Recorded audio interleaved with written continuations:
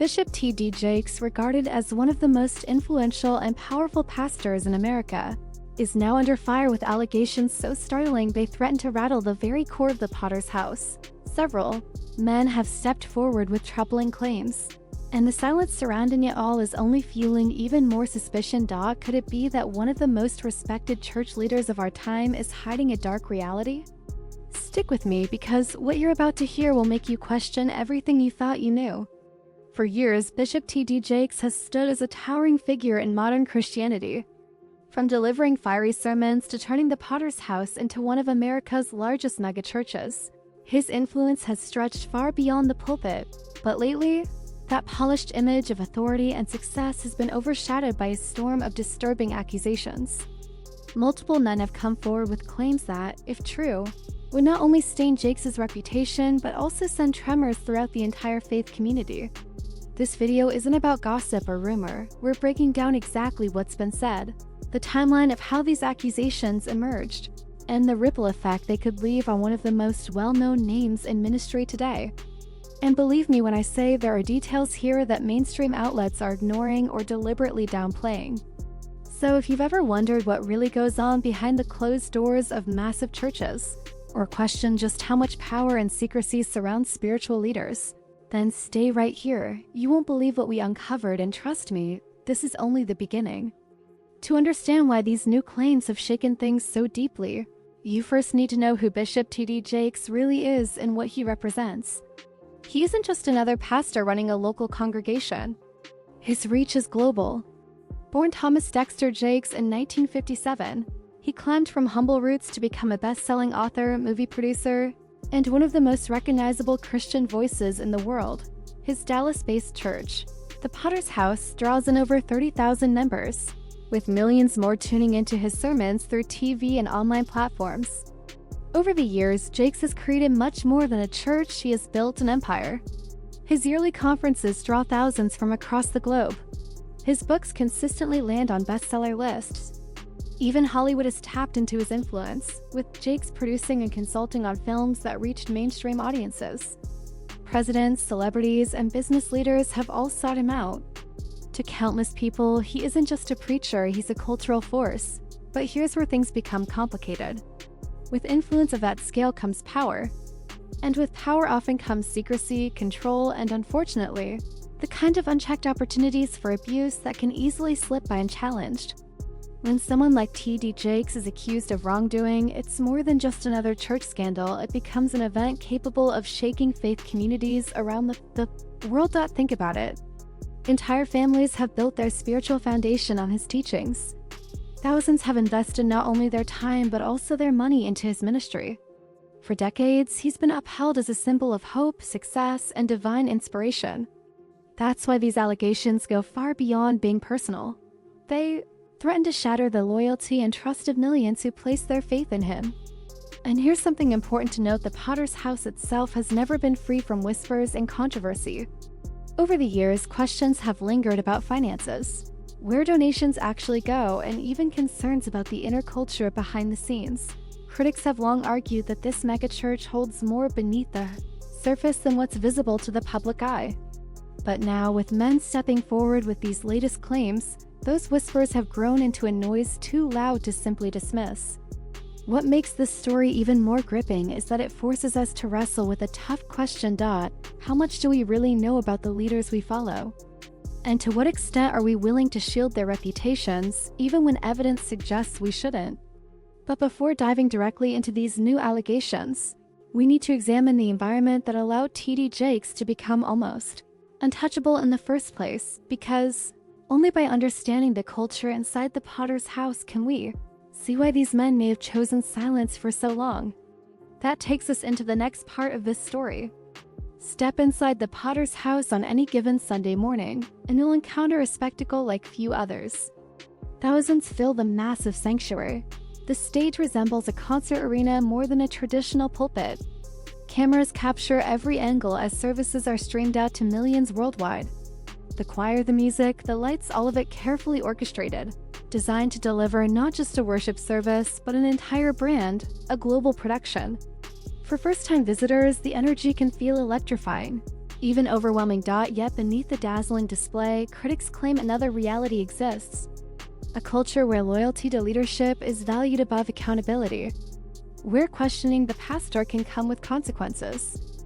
This isn't limited to the Potter's House. Many megachurches in America have been accused of building systems where the pastor is raised to near celebrity status, no longer seen as just spiritual shepherds. They are elevated into untouchable icons. And when that happens, a dangerous environment emerges, one where a leader's word is treated almost as sacred, and the congregation quickly learns that dissent is unwelcome. Multiple former members have shared in interviews and forums their experiences inside the Potter's House. Some recall it as deeply spiritual and uplifting. Others, however, describe it as controlling. Stories circulate of those who left and then felt isolated, even shunned by people they once prayed alongside. For many still inside, to question or speak out against the bishop feels like betraying God himself. That atmosphere of silence and unquestioned authority creates the perfect conditions for allegations, like the ones now being revealed, to either be buried or ignored. Because if you truly believe your leader is chosen by God and your community reinforces that belief, how willing would you be to step forward with a painful truth that could dismantle the image of the man everyone calls bishop? And then there's the financial side of things. The Potter's House operates on millions of dollars through donations, conferences, books, and media projects. That kind of revenue generates immense pressure to protect the brand at any cost. A scandal doesn't just harm a name, it endangers an entire empire spanning publishing, film, and even real estate. When money and ministry intertwine on this scale, the stakes rise higher. And so does the pressure to keep harmful secrets hidden away. Perhaps the most troubling part of it all is the silence of those in leadership roles within the church. Pastors, elders, and staff all operate under the shadow of Bishop Jakes. And when your livelihood, your career, and even your spiritual position are tied directly to the success of a single man, how willing would you be to speak up if you witness something wrong? Now here's where things get even more intriguing. For years, whispers and online chatter have occasionally surfaced about Jakes and the Potter's House. Yet they were quickly brushed off as gossip, slander, or criticism from outsiders who didn't understand the vision. But history has shown us that in many cases, when accusations against powerful leaders finally proved to be true, they almost always began as quiet rumors dismissed until the evidence became too heavy to ignore.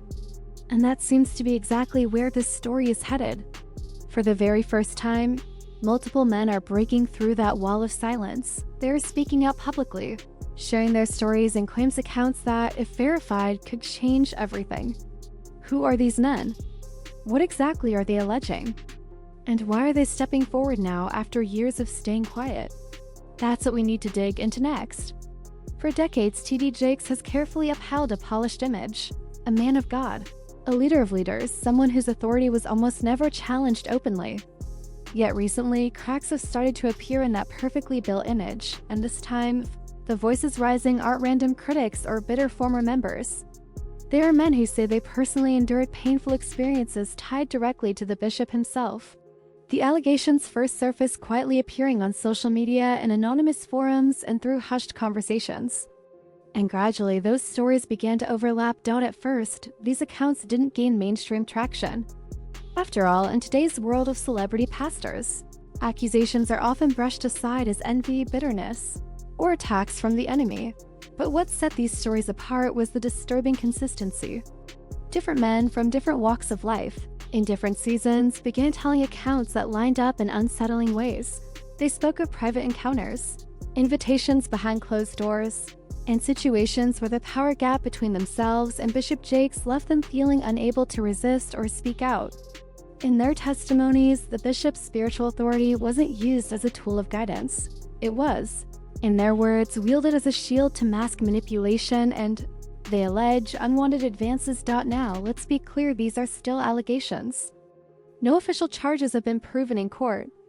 But the stories have been both detailed enough and numerous enough that they can't be dismissed as mere gossip. In fact, several of the men have revealed their identities, using their real names, fully aware of the criticism, mockery, and backlash that could follow. That alone raises the stakes. Because speaking out against a man of Jakes' influence isn't just risky, it could alter a life forever. One man described feeling trapped not only by the encounter itself, but also by the crushing spiritual guilt that followed. He recalled being told that to resist or question the bishop's authority was the same as resisting God's. Planned out another man spoke of years of silence, admitting he feared no one would believe him because of Jakes' reputation as both a beloved pastor and a respected public figure.